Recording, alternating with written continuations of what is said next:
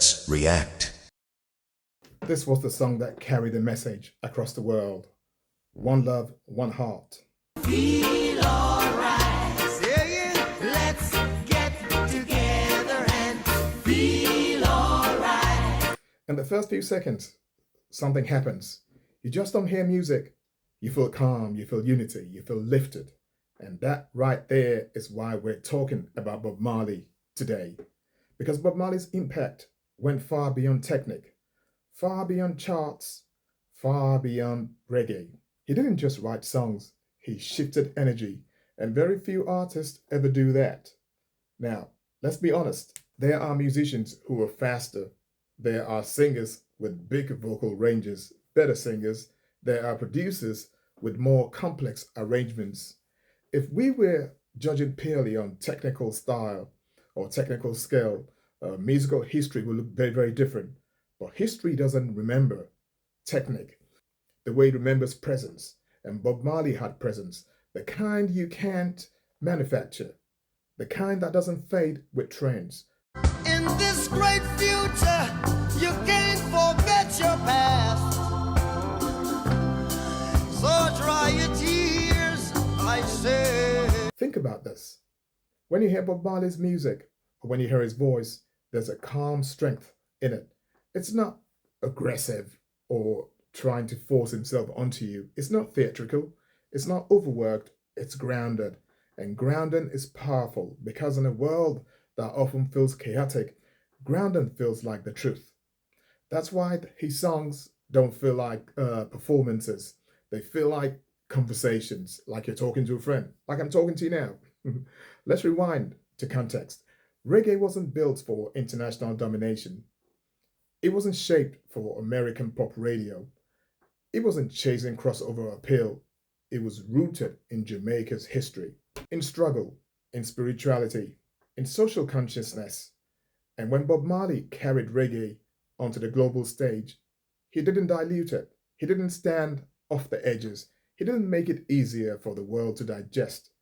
He brought it as it was, and he trusted the message. That's bold, because most artists who aim for global audiences, they adjust, they soften, and they simplify culturally. But Bob Marley didn't do this. He invited the world into his culture instead of reshaping it for the comfort. That's leadership. Now here's something fascinating. When people sing along to One Love, for example, they're not analyzing chord progressions. They're not thinking about vocal technique. They're participating in an idea, unity, and that's the difference. Most songs entertain. Bob Marley's songs invite. They invite reflection. They invite connection. They invite hope. That's not technical. That's emotional architecture. Let's talk about emotional architecture for a second. Bob Marley understood repetition. He understood groove. He understood space. His songs, they breathe. There's room inside them. Room for the listener to step in and room for the message to settle. He didn't crowd his music with complexity. He gave it air, and air can be very, very powerful, as you know, because when something has space, it lasts longer. Now, let me ask you something. How many artists can you name whose image alone represents peace? Whose presence alone communicates a philosophy? The dreadlocks, the relaxed posture, the smile that looked both joyful and determined. Bob Marley didn't look like an industry product. He looked aligned, and alignment builds trust. When the artist Emancipate yourselves from mental slavery. None but ourselves can free our mind. Emancipate yourself from mental slavery.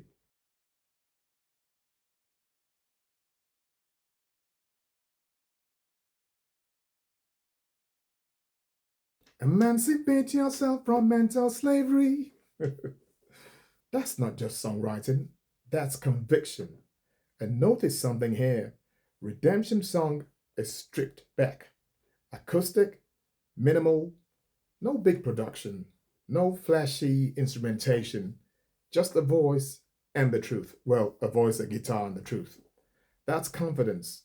Confidence that the message can stand alone by itself. confidence that the audience will listen. And they did, across cultures, across languages, across generations. Here's something important. Bob Marley didn't shout to be heard, he resonated, and resonance travels further than volume. His music carried messages of unity, justice, love, and resilience, but it never felt heavy handed. It never felt like a lecture. It felt lived because it was. That authenticity is what allowed his songs to transcend genre. There's a natural mystic flowing through the air. Even people who didn't actually listen to reggae knew Bob Marley. That's not genre success, that's cultural transcendence. Now let's zoom out even further. What makes someone timeless? It's not just influence, it's relevance. Bob Marley's themes are still relevant.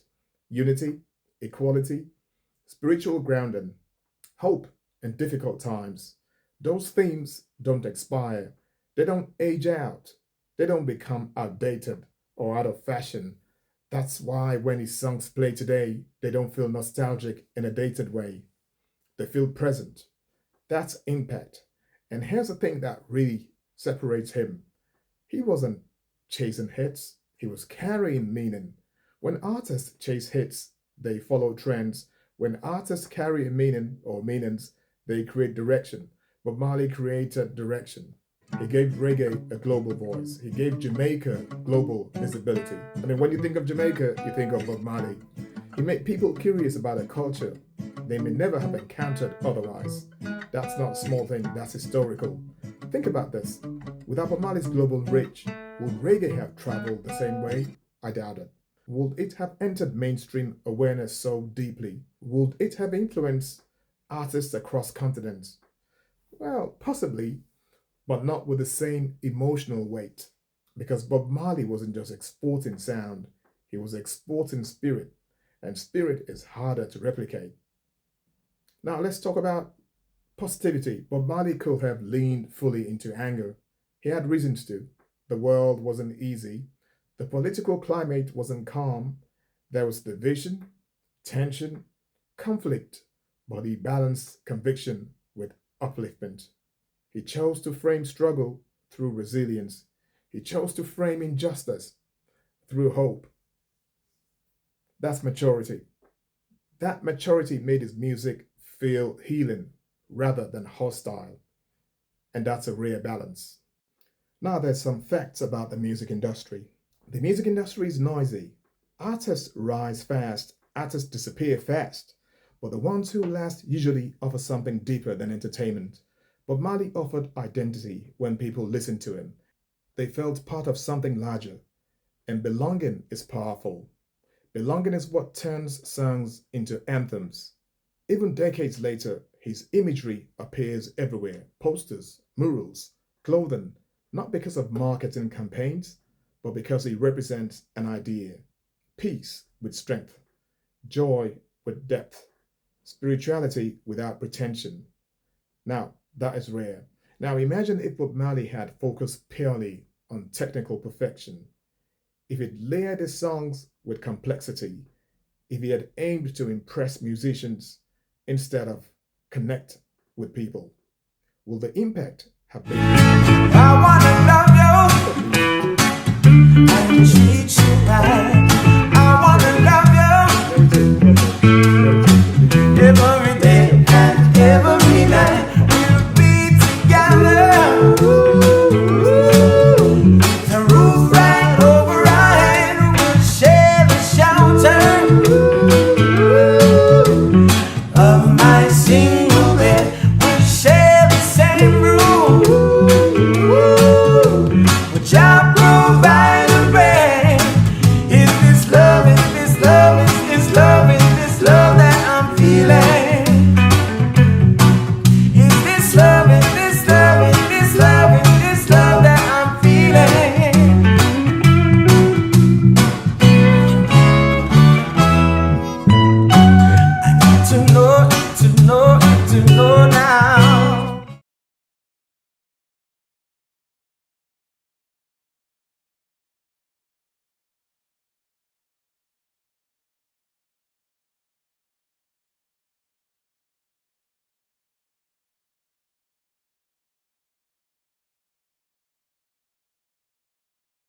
Even when he sings about love, it doesn't feel lightweight. It feels grounded.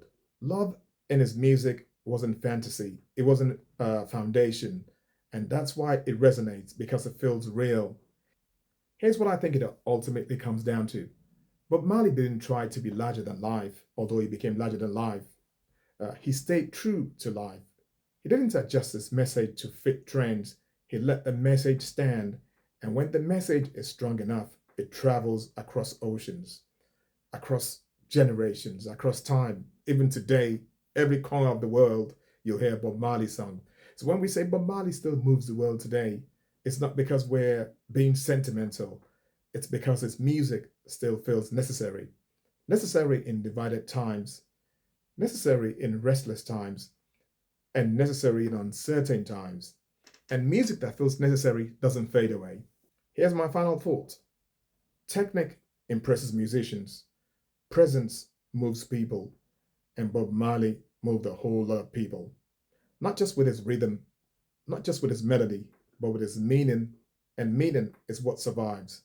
And if you're somewhere someday, sometime, and that song, One Love, One Heart, when it comes on, it doesn't feel like history. It feels like an invitation to connect, an invitation to breathe, an invitation to remember what matters. And that's why decades later, the world still listens to Bob Marley. Because Bob Marley didn't just create music, he created a feeling, and feelings last longer than trends. Now, I want to ask you, when you hear Bob Marley, what do you feel? Is it peace? Is it strength? Is it memory? Or maybe you just love the music, because that's allowed as well. Let me know. Because sometimes the artist who uses the fewest technical tricks leaves the deepest imprint. And Bob Marley's imprint is still moving the world today. I hope you enjoy that. My name is Harry. If you did enjoy it and you'd like to become a part of the family, I hope you subscribe. Also, we got membership for people who want to play a big part in the channel, help decide what we do next, and get more perks. Stay cool and stay good. One love. I'll see you later. Bye.